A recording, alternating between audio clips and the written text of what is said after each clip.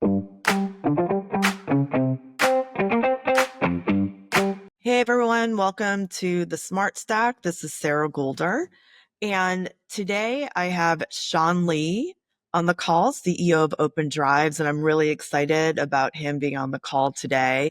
This is going to be a little different session than I typically have, and today we're going to be talking about leadership. I am interested in having this conversation because I've led probably 6 teams, building them from scratch or reinventing them. And not once in my entire career did I ever get any training on how to be a good manager. So Sean's a great one. So Sean, I'm very excited to have you on the call. Hey, thanks, Sarah. It's really great to be here and have the opportunity to, share some of my thoughts and discuss this with you. Great. And so before we get started, why don't you share a little bit about yourself and what exactly is OpenDrives for those who might be unfamiliar with it? Yeah, so I'm Sean Lee, the CEO at OpenDrives, and OpenDrives, the data storage platform that was birthed out of media entertainment. We've been around for about 10 years and came from Hollywood. Myself, as well as the other founders, have all spent our entire careers within media entertainment and building workflows, building technologies and infrastructures. And Jeff Brewer, our original founder, was David Fincher's chief engineer and really discovered that there was a bottleneck with the data layer and how these applications were really inhibiting creatives from being able to do amazing work and stay in the creative flow. So OpenDrives was birthed out of that. We've grown and evolved and have many, many amazing customers that allow us to be here today. Great. And so you've been there now for over a decade, starting as a support technician to CEO without ever applying for a single role. What do you think that says about your leadership style? And how can other startup leaders position themselves for that kind of trust and growth within their own companies? Yeah, that's a great question. So going all the way back to the beginning of my career at NBC Universal, I was a support technician. And I remember going through that journey, and I spent 16 years there, and really learning about customer service, about people. There was the technology that I worked with, but that wasn't why I was doing it. It was always so great to be able to come to somebody who was really frustrated with the problem that they were having and being able to solve that problem for them and almost feeling like Santa Claus. You were bringing them a gift and they felt great when you left. And I've carried that through my career, which is a focus on the work and the goal and not necessarily who I am or what my function is in title. Being able to provide something to somebody. That's what we do, right? So fast forward to OpenDrives, I joined as a VP of engineering and was employee number 7. And as you would imagine, with a company of 7 people, everybody's doing everything. We're sweeping floors, we're on support calls, we're building code, we're doing everything. And going from the 7-person company to where we are now at 50 something people, and we've been as big as the mid 80s in headcount, is just continuing to focus on the work. It doesn't matter what your title is. It really doesn't. And if you focus on the title and you focus chasing that, the incentives in what it is that you're doing are really misaligned. If you're focused on the work and moving the ball forward, and whatever needs to get done in service of a person, that person may be a staff member, a peer, colleague, coworker. It may be a staff member that's reporting to you. It may be a channel partner, system integrator. It may be a customer.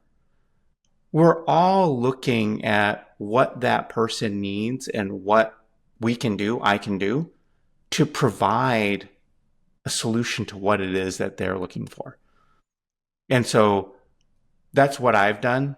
And I think you had mentioned my journey through OpenDrives. I've been VP of engineering, CTO, COO, and now CEO. And none of those roles have been things that I have chased. These were all roles that either our investors or the board or peers within the organization have said, hey, you would be really good at this thing. You need to do this now. And really just focused on solving those problems and doing the work, not looking at I'm trying to get this title, or I'm trying to get this salary, or I'm trying to get this thing like that. I agree with you on that because when you're focusing on the title, you're not focusing on the company at all. Or as you mentioned, the people in the company. And I've been in situations where, there's fights between different teams, especially when you look at marketing and sales. And people have to realize you're all part of one organization. You're all after the same goal in the end. And so you have to work together and you have to build those relationships. And it's a partnership. It isn't a struggle and it isn't after an individual, outcome in the end. Yeah. I love what you said there about when you chase the title, it's very self-serving, right? It's like, oh, it's all about me. When really, when you're a part of an organization, you're here for the team, and that when everybody wins, then you win. And I think that that's really important to highlight because I've made a statement before. When there is a winner, there is a loser, Good right? point. So if you are trying to win internally within your organization or internally within your own team, who on your team is going to lose?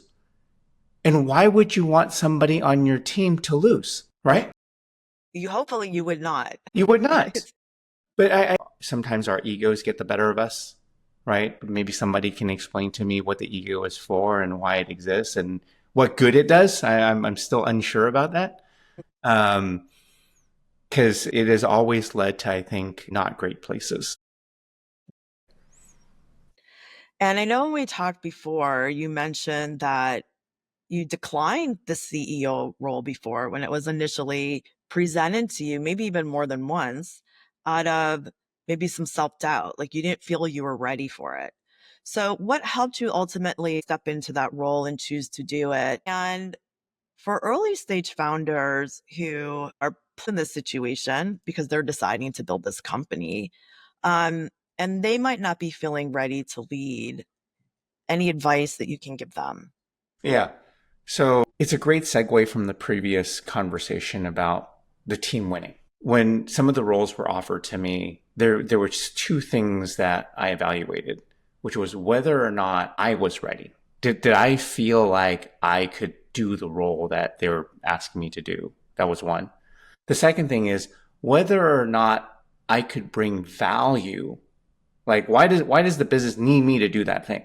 Am I the best person for it, or is there somebody else either within the company, or should we go out elsewhere to get that resource? I remember being the CTO here, and I stopped being the CTO because I told the CEO that he needed to hire a new CTO. So when I started at OpenDrives, I was employee number 7. I became CTO with a very small development team because I had management experience in leading teams, but I was not a developer. I didn't write code. When the development team reached a little over 24 people, I could clearly see that I wasn't providing the value that they needed because I couldn't relate. I wasn't a developer. So I told the CEO, I said, hey, I'll go find another job or you can find another role for me within the company. But what I know is being a CTO here is no longer good for the team or good for the company. And because it's not good for them, it's no good for me, right? Because then I'm just faking. I'm in the wrong place at the wrong time doing the wrong thing. So alignment is really important to me. So at these times that these roles were presented to me, I evaluated through this lens. Can I bring value? And if the answer is yes, then I take it. And if the answer is no, I say no. So in this particular role, I was asked before, based on what I saw that where the company was and where my maturity level was, I said, no, this is a bad time. And we ended up going and hiring another CEO which was here for 18 months. And that person did great things and the business changed and what we needed was something different. And at that time, I had grown a lot. The company had changed. Oh, it's a better fit now when they asked me the second time. And I said, okay. And now I'm here doing this thing. So the advice that I can provide, to startup founders, to other leaders is know that when you're in a role, when you're doing something as a leader, that it is you're providing value at a specific period in time for this situation. You are the CEO of this company, you're in this role, or maybe you're a VP of engineering, maybe you're a tech support person or customer success person, right? You're doing this function at this company in this role because there's a symbiotic relationship, there's a good fit. But what you know is tomorrow's going to be different than today. We are guaranteed change every single day. And so that's going to evolve and change. And are you evolving and changing? Is the business evolving and changing? And how are you doing this together? Sometimes you can do it together and sometimes you can't. Sometimes roads end. You know, when I've been, I was going to say unfortunately, but I will shift it to fortunately, been terminated from companies twice in my career. Okay. And they both led to really amazing things. It just, the fit wasn't there anymore for whatever reason. Or sometimes there's a shift in the business with different strategic alignment. We're no longer building this product anymore. We're moving into this industry and building this product. And your expertise no longer provides value there. You can sit there and complain all day long. And actually, the worst thing that would happen was that somehow you were still in the company because the company was moving in a different direction. And now you're in a place that you never intended to be. So it's really important that we clearly think about why it is that we're doing things. Mm-hmm. Why do you want to stay in this job? I will tell you that security is an illusion. It doesn't matter how big or how small the company is or what you think your role is or your tenure, like that's all an illusion. Active choice is what you have. Active engagement, participation in an outcome of where you want to go, and then making those decisions every day to ensure that you're in the place that you should be in. So I really respect the fact that you were able to, when you were leading as a CTO, understand that you had reached your limit to support a team that was growing with their skill sets, and that you kind of topped out, and that you were able to go to your organization and say, I'm not the right person for this role anymore. I think a high majority of people would not do that. And I've been in businesses where I've seen this happen with the CEO, where they just weren't ready or didn't have the skill sets or maturity level or experience to take the company through that next level of scale, and it hurt the company. But they stay on anyways. They're probably even knowing this themselves. I know this could be like an internal thing, but what would you say to somebody who's in that situation? Because I think a lot of it's ego. A lot of it might be fear with the way the economy is right now, with being able to find another role. How would you tell that person that this might not be the best situation for yourself? Two different things that I think about. So I think that I'm a huge Brene Brown fan. Everything starts with vulnerability. Okay. And to be vulnerable to yourself is the most challenging thing. Is that it's more hard to be vulnerable to yourself than it is to somebody else, oddly. So when you're vulnerable to yourself, you can admit to yourself what you're strong at and what you're weak at, where you should be, where you shouldn't be, and that you're not hiding from yourself. You're not pretending. You have to come 100% authentic.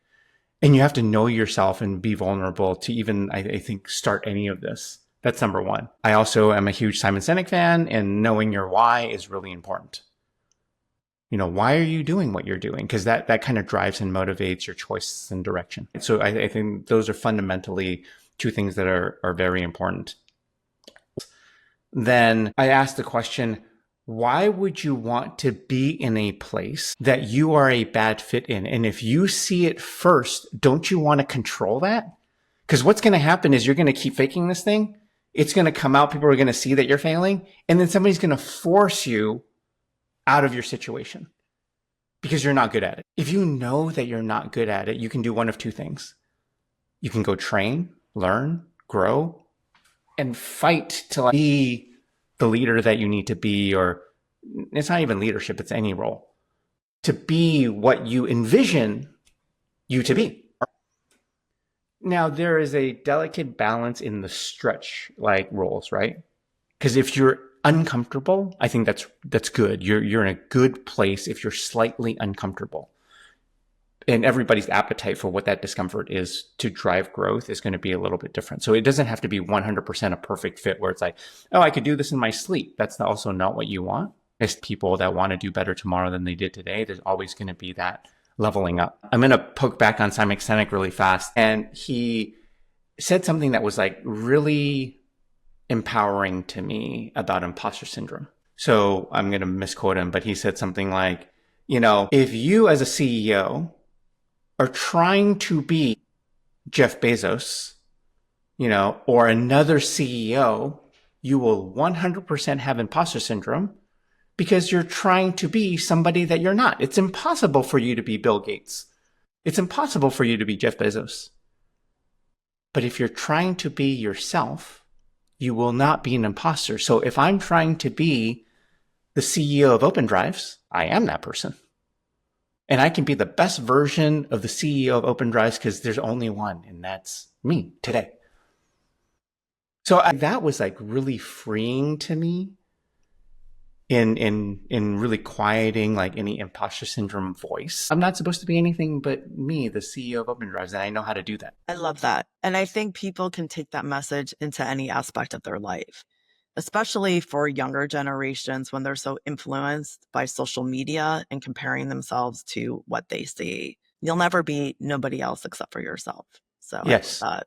Mhm. And I just want to double down or double click into this statement. You have to spend time investing in getting to know who you are. So what have you done? What's the number one thing that you've done to help you with that? There's no silver bullet in that.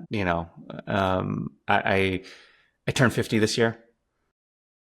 The past 10 years of my life have been like highly transformative, and the last 5 years, like even more so. And that's from my perspective. When I go talk to my friends and colleagues about, man, like I have no idea like how I am now, like the CEO of OpenDrives. And if I think back to myself 20 years ago, or even further, like in high school or being a desktop support technician at Universal, I can't even connect that person with the person I am today. And you know what everybody tells me? They said, no, you're exactly the same. This makes so much sense. So everybody on the outside could see that, oh yeah, Sean is a CEO. That makes total sense. I could see this years ago. For me, I couldn't see it. Everybody's got a different path to this, meditation, self-discovery, reading, whatever it is that is your own kind of personal discovery, is something that you need to go through. For me, there were a lot of philosophies and exercises that I like went through. I'm a little bit of what I'll call like a head case, is I used to like ruminate and think about things like over and over and over again, and worked on meditation, worked on like controlling thought, having more agency over myself, studied a lot about psychology and social psychology and understanding how the brain functions. Like these things helped me understand and create a belief system and reality that allowed me to be fully within myself. Right? So some of the philosophies and beliefs that I have, it may not work for anybody else, is we're the inception point of reality. We get to create and believe who we are and what it is that we're doing and why it is that we're doing it. Nothing matters. That the only things that matter are the things that you choose to matter. So there's something called internal and external locus of control. I have a very strong internal locus of control. Right? Everything from the moment that I was born was always like, how is this my fault? Like, how am I contributing to what is happening right now in positive and negative occurrences? What I'm hearing is that you're extremely self-aware. And I think every good leader has to be self-aware and be able to take accountability for themselves and understand why they're thinking this way or why they're reacting this way or how I'm involved in directing a situation. Yeah. I've been told that many times that I'm really thoughtful, very self-aware. I also believe that I'm like the dumbest guy in the room and I always have something to learn, and that everything it is that I know is open for discussion and debate, and I may be totally wrong with everything I believe. Because we're learning more things every day that shift, and you have to be open to that kind of shift of mindset to be like, oh, yeah, I thought that 5 minutes ago, but I've got new information now that tells me something different, you know? Mhm. I agree with that. I think for me, one of the things that I did about, I don't know, now 22 years ago was I went to Vietnam by myself for 3 months. And it was the first time I ever traveled on my own. I went to a country, I didn't really know the language, I didn't know the culture that much. I initially was supposed to volunteer and then the program got canceled and I just went. But that was the first time where I had all these experiences where I had to kind of fight for myself in a new culture with a new language. And that really taught me a lot about myself. So highly recommend it if somebody has the time and you have the resources to do that. I have a similar experience, although I'm originally Canadian from Vancouver Island. In 2015, when I joined OpenDrives, I actually moved back to Vancouver, BC, and tried to help OpenDrive start a Canadian division. I have a similar experience in the being isolated and alone in a place where I didn't have community. That was really super transformative for me. I lived in a 500 square foot apartment by myself with no friends and a lot of time with myself and my own thoughts. And that was really, really challenging. And I was a few years out of my divorce, and, I had a young son that, lived in LA still. And like I was going through a lot of things, and I would humbly recommend the same thing as you do is you have the opportunity to get out of your comfort zone, change your environment, and be isolated to challenge the things that are uncomfortable to you, to be alone, to learn new languages, experience new culture, like whatever that is, that change, that inflection point of adaptability, I think is like really, really powerful. A lot of the things that I learned that made me who I am today came from that year that I was there by myself. Yeah. Lean into the things that are challenging. I'm going to segue a little bit into a fight or flight. So one of the things that we're wired for is fight or flight. You got cortisol level increased. It causes you to have an emotion, and you have two modes, fight or flight. I would argue that in 2025 in America, most of us aren't in danger ever, really.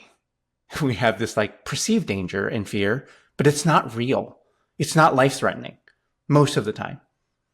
And so we have to quiet that side of us that like causes us to run and to seek comfort and lean into the things that are challenging. So when we see change, when we see things that are triggering that cortisol increase, to lean into it, to rewire your brain to say, ooh, that's good. What's going to be different? What can I learn? How can I affect this?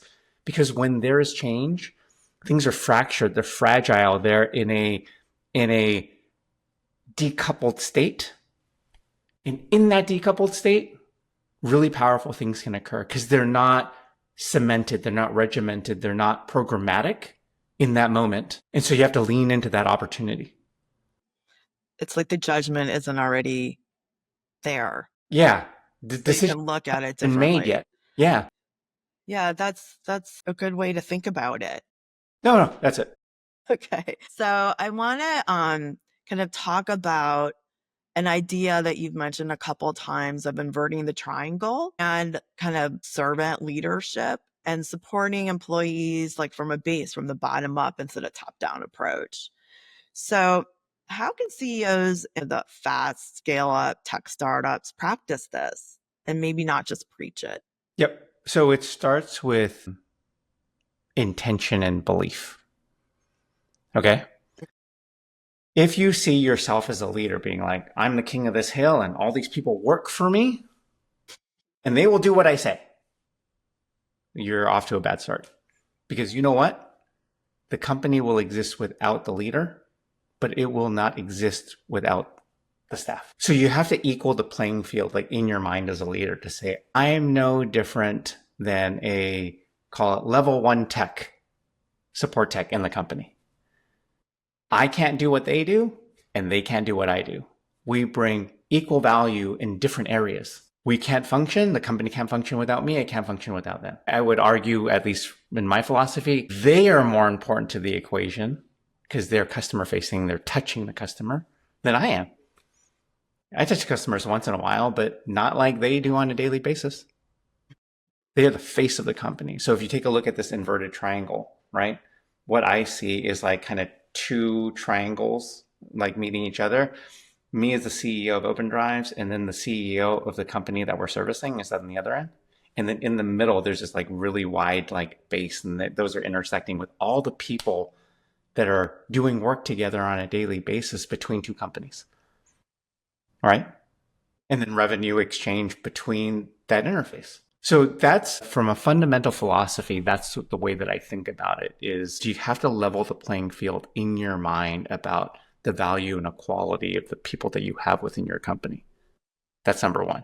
Number two, then in action, how do you then execute on that? How do you do it day to day? Is you continue to talk to your team in this way. You're a cheerleader of them. It's less focus on you as a leader and more focus on the individuals. Celebrate their wins, empathize with their losses, reward, be open, relate, create opportunities for connection and communication. Like all that stuff is like really ultra important to be able to do that in a company. Now, I only speak from an experience of going from employee number 7 as a leader to now, I said we've been as big as 70 something people in that scope and scale. I can't speak to being a leader of 1,000-person company because I haven't done that before. Does it work at that scale? I don't know. Maybe somebody, one of your listeners has that experience at that level and can say, oh yeah, it can be done, or nope, it's impossible. It can't be done. I don't know. So I only speak from my limited experience space that it works here. And what you end up having is a team and a culture that's like highly, highly invested. I don't want anybody to work for OpenDrives that is here because we pay them a certain amount of money. I don't want you to be here for the compensation package. I want the compensation package to be something that like enables you to work here, that it's enough, but I want you to work here because you love working here, because you believe in the mission and vision of the company, you love the products it is that we're building, the problem that we're solving, the customers that we're supporting. You get to self-actualize and be the best version of yourself. Some people are growth people where they want to elevate. Some people don't. Some people are like, I love doing this one thing and I want to do this one thing for the rest of my life, which is awesome. That's We need those awesome. people, So not me. And so knowing who those people are, where they fit, and being okay with that. Not everybody needs to move up the ladder, so to speak. Yeah, I like how you're kind of bringing humanity into the organization and really understanding how human connection is important. Are you all on site or is your team distributed? And if it is distributed, what do you prefer, first of all, to encourage the interaction? And if you are distributed, then how are you creating that? Yeah, it's a fantastic question. So we were in the office. So we're a 10-year-old company, right? So in the early days, we're all in the office and it was fantastic. COVID occurred and we all worked from home. And prior to COVID, we already were work from home once a week. And not everybody had to be in the office every day. And so we already had some systems in place that allowed us to connect remotely. And then a year after COVID, we basically said, yep, wherever anybody wants to move. I moved from LA to Portland, Oregon, where I live now. Everybody's fully remote. We still have an office in LA that we get together at sometimes, but we're a fully remote company. And it has been a challenge. And how do you preserve culture while being remote? I think fortunately for us, the culture of our company was something that was like super powerful and really concrete, like before we went into COVID. So that was helpful. And it had been codified prior to COVID because in the early days, it was me. Like I was the corporate culture setter. And so I would interview everybody that would come in for a culture fit, and I would verbally, like a tribe, like tell stories and convey verbally like what our culture was. And before COVID, it was codified on paper where we had a full, culture deck and presentation. It's a part of our onboarding, and all of our managers and leaders all were 100% invested in that culture. And we have been told many times, man, you guys like tout your culture pretty hard in the interview process. And now that I'm an employee, I have to say, you probably understated it.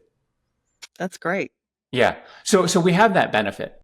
Now, in action, what we do is we have a culture committee that actually I'm not in any longer. So there's a culture committee that are volunteers from the company that want to be a part of like helping the company's culture be sticky and continue to evolve. And they host events, virtual events that are non-mandatory. You can come if you want. And we play games and tell stories and like, do really neat things. Like the last one I was on, we had a scavenger hunt game where we broke up into two teams, and there was an MC, and he was like, okay, go find something in your home that's cold. And then our COO was like the judge, and he like wore a wig and he had a gavel like on a Zoom, and we would come back and then we would sell like why this was better than the other team's cold thing. And it's these kinds of things that I think are helpful in creating empathy, right? Helping people understand that we are not a function. I say this all the time in the company. You're not a function. You're a person. You're a person that has family and friends and hobbies outside of this little box we call Zoom. And you have hopes and dreams and aspirations and fears and insecurities. We're all people. I really appreciate the way that you are so empathetic with your team and your employees. I think, especially in tech, and I live in the Bay Area, and I've seen this a lot. You are not looked as a person, looked at as Yeah. a person. Yeah. You're a deliverable. You you are a thing to deliver. You are a thing to deliver outcomes at the expense of you, person. Yeah.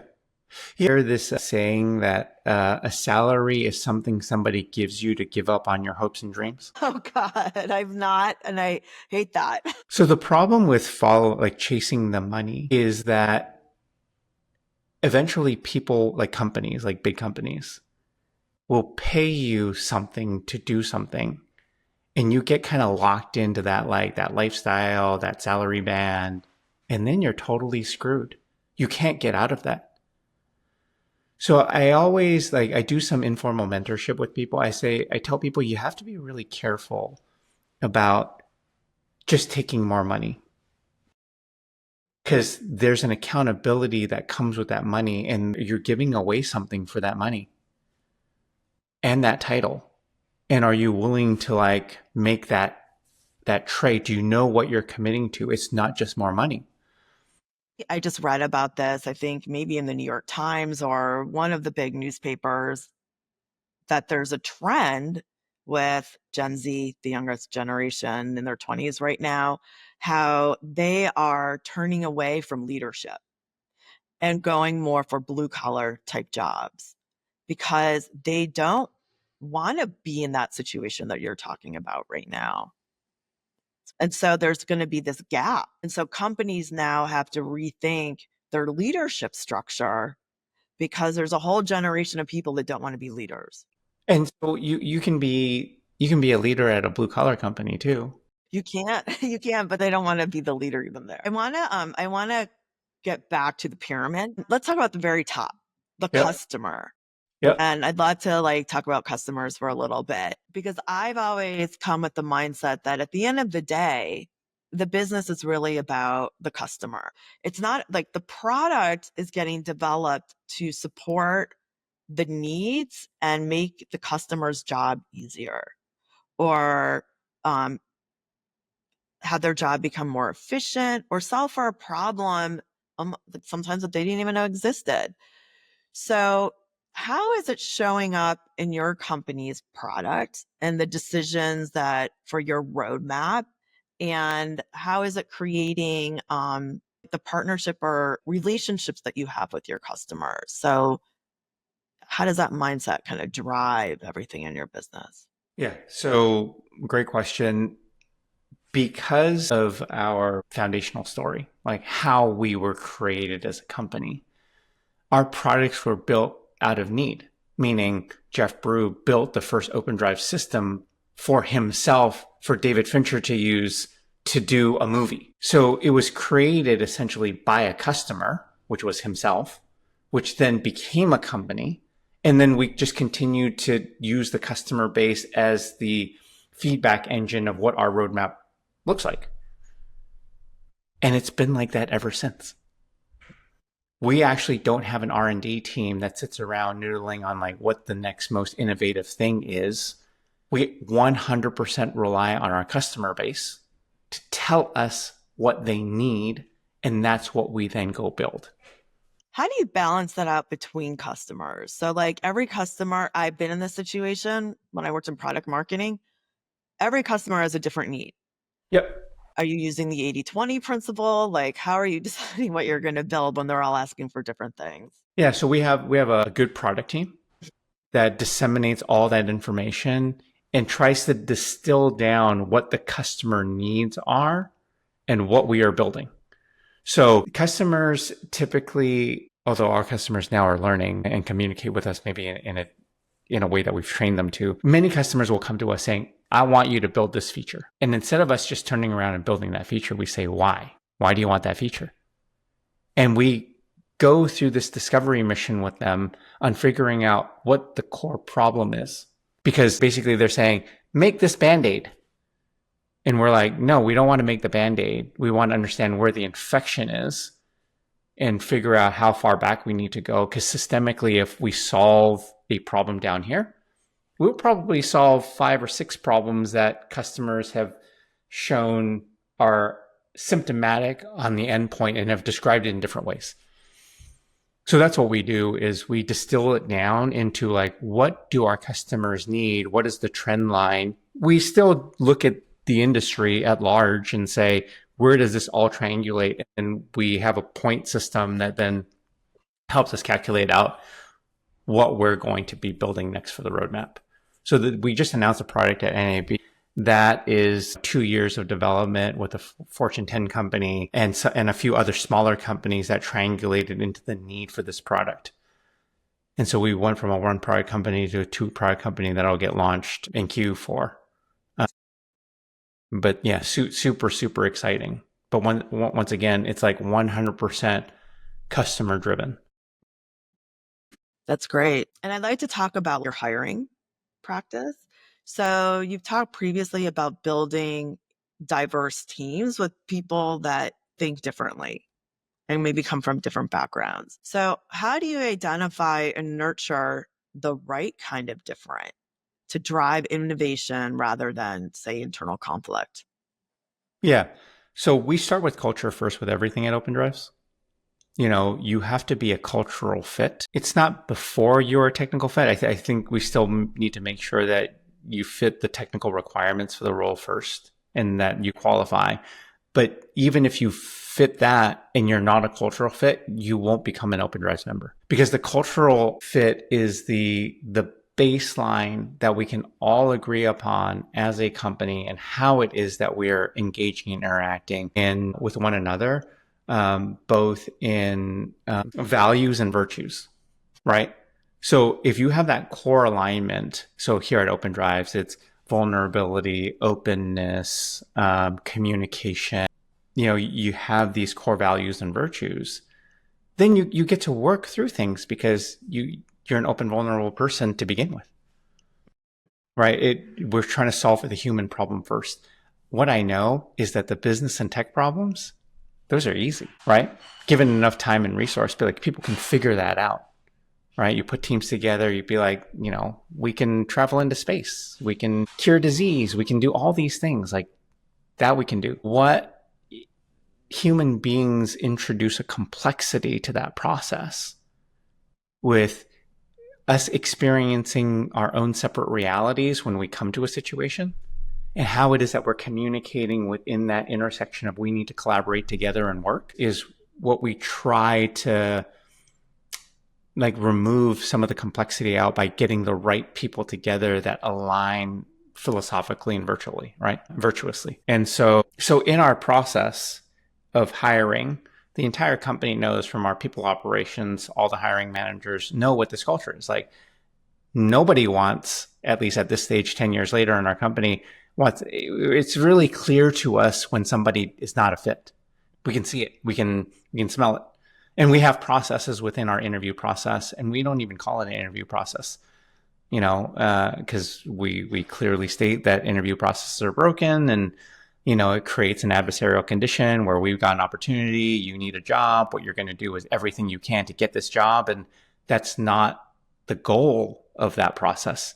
The goal of that process is to find alignment and fit, and to give the candidate enough of an opportunity to learn about us and ask questions to ensure that they're going to have a good time. Because what we're doing in that process is dating. You don't go on a first date, and expect to get married. Interviews, and we'll call them job acquisition processes or talent acquisition processes, right? It's really should be there to find alignment, both for the company and for the individual. Is this the right role? Or is what are asked from you something that you want to do? Is this too boring for you? Is it too challenging for you? Is the culture the right fit for you? Is this what you're looking for? I've said to people, if you're looking for a paycheck and a health insurance policy, OpenDrive is probably not the right place. That there's more value here. You want to make a difference. That's why you come here. If you just want to clock in and clock out, there's plenty of companies out there that do that. But if you want to be a part of something, this is the place that you can be a part of something.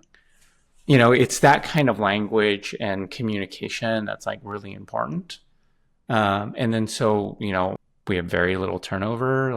We've had unfortunate situations where we've had to go through some rifts, and as a leader, and I think other leaders in your community will agree, laying people off is the worst thing that any leader has to do. I don't think that there's anything worse.